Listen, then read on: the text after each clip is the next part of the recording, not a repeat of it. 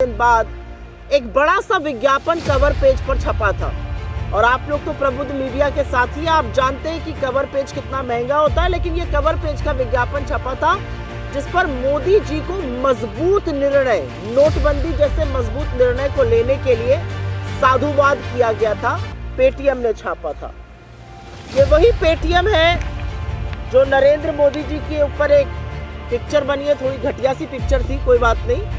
उस पर 15% का कैशबैक देता है, 200 रुपए कैशबैक, जिसका जिक्र प्रधानमंत्री उत्तराखंड की अपनी रैली में करते हैं। तो ये सारी सेल्फी में जो व्यक्ति आपको दिख रहा है, तमाम वीडियो है उछल कूद करते हुए, डांस करते हुए, खुश होते हुए। ये वीडियो विजय शेखर शर्मा के हैं।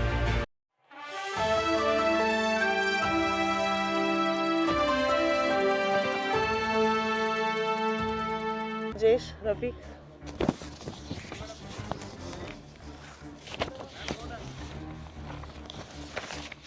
थोड़ी देर से आई हूं, उसके लिए क्षमा चाहती हूं।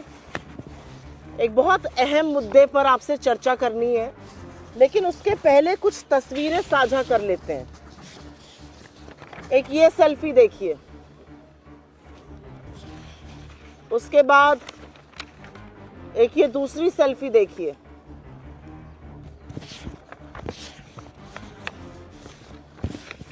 फिर एक तीसरी सेल्फी देखिए, एक चौथी भी लेकर आई हूं। इन सेल्फियों को देखने के बाद आपको कुछ और दिखाऊंगी। 10 नवंबर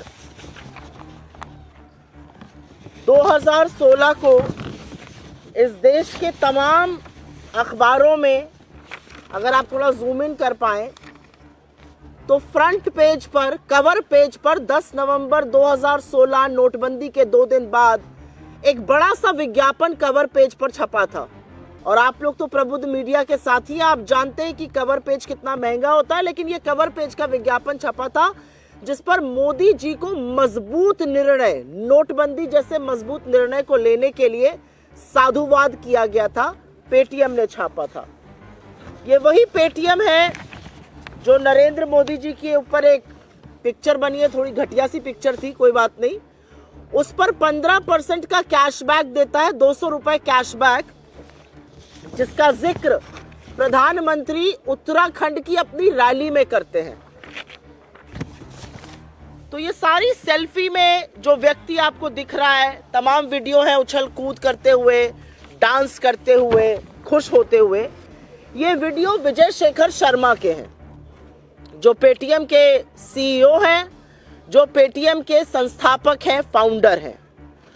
और इस तरह का साधुवाद देना, इस तरह की खुशी व्यक्त करना स्वाभाविक है, क्योंकि मोदी जी ने छप्पर फाड़ के उनको खुशियां देने का काम किया है।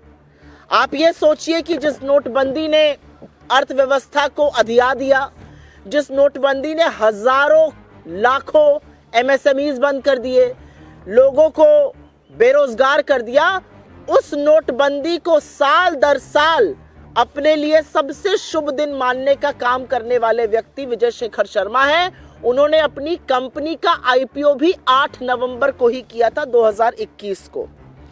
खैर, परेशान करने वाली बात यह है कि इस व्यक्ति और इसकी कंपनी के खिलाफ मनी लॉन्ड्रिंग जैसे गंभीर आक्षेप लगे हैं और गंभीर आरोप लगे हैं। और ये विपक्ष ने नहीं लगाए हैं, ये इस देश के भारतीय रिजर्व बैंक ने लगाए हैं। और उन अनियमितताओं के चलते उनके पेटीएम पेमेंट बैंक को प्रतिबंधित कर दिया गया है, पूरी तरह से बंद कर दिया गया है। ना वो टॉपअप कर सकते हैं, ना वो कुछ क्रय कर सकते हैं, ना वो जमा कर सकते हैं पैसा। 29 फरवरी से पेटीएम पेमेंट बैंक पूरी तरह बंद हो जाएगा। आपकी जानकारी के लिए सारी कार्रवाई आरबीआई ने अपने अधिनियम 35A के तहत की है। तो ये वो व्यक्ति है जो प्रधानमंत्री के बेहद करीबी हैं। ये वो व्यक्ति हैं जिनके बारे में प्रधानमंत्री अपनी चुनावी रैली में जिक्र करते हैं, तमाम सेल्फी खिंचाते हैं। आप सब जानते हैं प्रधानमंत्री की तस्वीर को अगर आप किसी अखबार में इस्तेमाल करते हैं विज्ञापन के लिए, तो आपको पीएमओ का की संस्तुति चाहिए होती है। तो ये बहुत करीबी है प्रधानमंत्री के, बहुत चहेते हैं, बहुत लाडले हैं, और अब ये मनी लॉन्ड्रिंग जैसे आक्षेपों से घिरे हुए हैं। और ऐसा नहीं है कि ये गाज एकदम से गिर गई है, क्योंकि अगर खबर देखिए और रिपोर्टर्स जो आप ही लोग लगा रहे हैं उनके मुताबिक 2017 में लाइसेंस मिलने के 1 साल के अंदर गंभीर घपले शुरू हो गए थे और आरबीआई ने बार बार दंडित करने का भी काम किया। कभी जमाकर्ताओं पर रोक लगी, कभी जुर्माना लगा 6-6 करोड़ रुपए का, तमाम चीजें हुई। लेकिन उस दौरान भी, उसके बावजूद भी प्रधानमंत्री इनकी पैरवी करते रहे, इनका प्रचार प्रसार करते रहे। कुछ बातें जिन पर इनको यह सजा सुनाई गई है उसका उल्लेख कर देती हूं। खबरों के मुताबिक आरबीआई ने 35 करोड़ पेमेंट बैंक के जो वॉलेट थे उसका निरीक्षण किया। उसमें से 31 करोड़, 35 करोड़ का निरीक्षण किया, 31 करोड़ निष्क्रिय पाए गए। पैन कार्ड, एक एक पैन कार्ड हजारों नंबरों से जुड़ा पाया गया। लाखों खातों का केवाईसी नहीं हुआ था। मनी लॉन्ड्रिंग की संभावनाएं इसी से उजागर हुई। बैंक द्वारा लगातार झूठी अनुपालन रिपोर्ट देती जाई गई और जो ग्रुप 197 कंपनी का नाम है, लेकिन पेटीएम की जो ग्रुप कंपनीज हैं उसमें आपस में जो घपला था उसके चलते आरबीआई ने ये बड़ा कदम उठाया। यहां पर 2 चीजों की बात करनी जरूरी है, क्योंकि पेटीएम पर पहले भी अपने डेटा को भारतीय जनता पार्टी के साथ साझा करने का गंभीर आरोप लग चुका है। आरबीआई ने पेटीएम पेमेंट बैंक के बीच और पेटीएम के बीच होने वाले डेटा ट्रांजैक्शन पर भी गहन चिंता जताई है और यह भी सामने आता है कि इस चिंता के बावजूद ना शीर्ष अधिकारियों का तबादला हुआ, ना उनके खिलाफ कोई कदम उठाया गया और कंपनी ने बिजनेस बढ़ाने के जुनून में लगातार नियमों का उल्लंघन किया और हर तरह के कानून को ताक पे रखा। शायद वो कहावत है हमारी तरफ, कहते हैं जब सैया भय कोतवाल तो डर काहे का।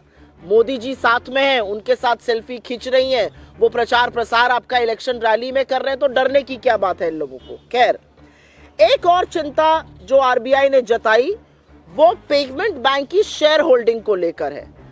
करीब 49% हिस्सेदारी पेटीएम कंपनी की थी, जिसे लोग 197 कम्युनिकेशन के नाम से जानते हैं, लेकिन 51% हिस्सेदारी इस बैंक की सिर्फ और सिर्फ एक व्यक्ति विजय शेखर शर्मा के पास थी, जिनकी सारी सेल्फी मैंने आपके सामने साझा करी है। और ये एक बहुत चिंता का विषय है, क्योंकि इससे ये साफ होता है कि एक व्यक्ति जिस तरह का भी निर्णय चाहे वो कर सकता था। अंत में आरबीआई की कार्रवाई की एक बड़ी वजह, और ये बहुत चिंता का विषय ये भी था कि चीनी निवेश भर भर के, चीन की कंपनी का निवेश भर भर के पेटीएम में था। पहले अलीबाबा और उसके बाद भी जो एंट ग्रुप है चाइना का, उसके पास करीब 10% साझेदारी आज भी है और संभावनाएं हैं कि डेटा की साझेदारी उस कंपनी के साथ की गई। तो अंत में कुछ बड़े सवाल खड़े हो जाते हैं, कुछ बड़े गंभीर मुद्दे खड़े हो जाते हैं जिसको उठाना जरूरी है। क्या मोदी जी के मधुर संबंधों के चलते उद्योगपति कानून को ताक पर रखकर काम कर रहे हैं? इतने सारे उल्लंघनों के बावजूद भी पेटीएम पेमेंट बैंक को इतनी लंबी ढील क्यों दी गई? 2017 से ही अनियमितताएं शुरू हो गई थी, 7 साल तक इतनी लंबी ढील क्यों दी गई? मनी लॉन्ड्रिंग जैसे गंभीर आक्षेप लगे हैं। एनफोर्समेंट डायरेक्टरेट उसके बारे में क्या कर रहा है? ईडी कौन सी नींद सो रहा है पेटीएम को लेकर? यह जरूर पढ़ना चाहिए। पेटीएम ने बीजेपी, भारतीय जनता पार्टी और पीएम केयर्स फंड को कितना चंदा दिया और क्या उस चंदे की बदौलत वो आज तक बचा रहा है? पहले अडानी और अब ये बार बार जो मोदी जी के लाडले हैं उनके खिलाफ एजेंसियां शिथिल क्यों पड़ जाती हैं? ये अपने आप में एक बड़ा सवाल है। और अंत में 2 सवाल जरूरी हैं। ईडी के 95% केसेस विपक्ष के लोगों के खिलाफ है, क्या ईडी इससे संतुष्ट है? और पेटीएम का तमाम ट्रांजैक्शन में लेन देन है। 10 करोड़ से ज्यादा तो पेटीएम के उपभोक्ता हैं। क्या यह डेटा भारतीय जनता पार्टी के साथ शेयर हो रहा है? सरकार की दी हुई जानकारी के मुताबिक वित्तीय वर्ष 2023 में करीब 137 लाख करोड़ का डिजिटल पेमेंट हुआ, जिसमें पेटीएम का अच्छा खासा शेयर है। क्या ये दावे के साथ कहा जा सकता है कि यह डेटा गोपनीय है, यह डेटा सुरक्षित है, या इसकी ब्रीच हुई है? ये बहुत सारे प्रश्न हैं। पेटीएम का स्टॉक लगातार गिर रहा है, माइनॉरिटी शेयर होल्डर्स इससे आहत हैं, पर सबसे बड़ा सवाल यह है कि जिस कंपनी पर मनी लॉन्ड्रिंग जैसे गहन आरोप इस देश के banking regulator reserve bank of India ने लगाए हैं, वो किस तरह से खुला घूम रहा था और प्रधानमंत्री उसका प्रचार प्रसार और पैरवी क्यों कर रहे थे? आज ये सवाल उठना भी जरूरी है और इसका जवाब भी आना जरूरी है। I will very briefly make a statement in English on this. I have already shared multiple pictures here of selfies, of newspaper ads, of cash return as far as the Modi movie is concerned. If you remember, in Uttarakhand, the